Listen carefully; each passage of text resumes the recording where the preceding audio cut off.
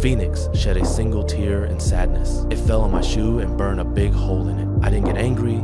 Instead, I felt this strange sense of joy because capturing a legendary creature would make the king proud. In that moment, the phoenix slowly started losing its glow. Its life seemed to be slipping away. I couldn't stand it, so I unlocked the chains. The phoenix looked at me gratefully, then lit up again and soared high into the sky, thanking me for my kindness. It left behind a fiery feather, one that would help me many times in the future. Later, I returned to the palace. Because I failed to bring the creature back, the king wanted to execute me. I took out the flame red feather to prove myself, but the feather had already lost its shine. Everyone mocked me like I was an idiot. The king thought I was making fun of him, so he ordered the guards to take me to be executed. Right at that desperate moment, the feather suddenly glowed gold. The sky lit up again. The fire phoenix had come to save me. In front of everyone's stunned eyes, it stood tall on the tower. Everyone believed I had tamed this sacred creature. They called me a hero. Even if the king didn't want to, he still had to dress me in royal robes. But deep down, he was filled with hatred. Soon after, the king gave me an impossible task. He ordered me to find the princess of the heavens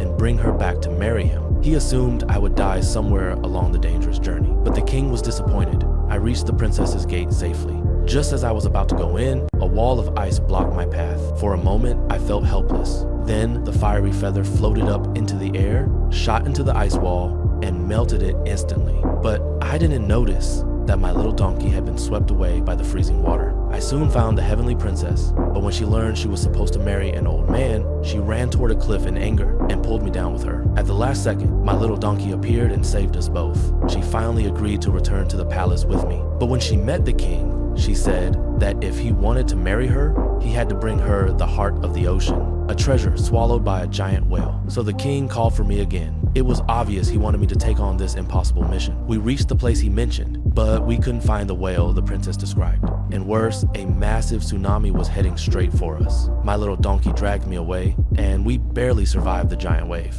Then we realized the island in front of us was actually the whale we'd been searching for.